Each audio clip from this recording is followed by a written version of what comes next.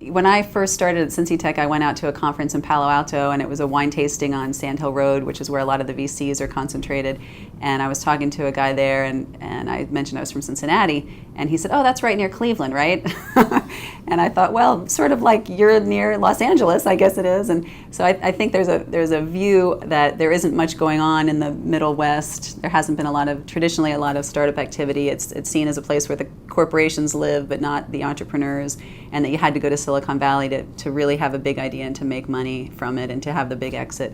So that's changing, though, a lot. That's been a few years now, and I think there's a lot more recognition. We see more VCs from the coasts getting on the planes and coming here. Well, you're a much bigger fish in a smaller pond, so you can more easily get attention.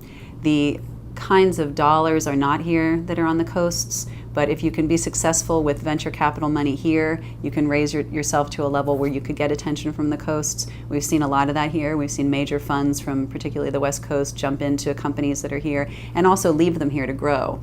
So one of the challenges traditionally has been that when a VC from Silicon Valley invests in a Cincinnati-based company, they want them to move out there. So they're closer, they can keep an eye on them, and now they're starting to realize it's okay to let them grow in their hometown, that there's resources here that there aren't in Silicon Valley.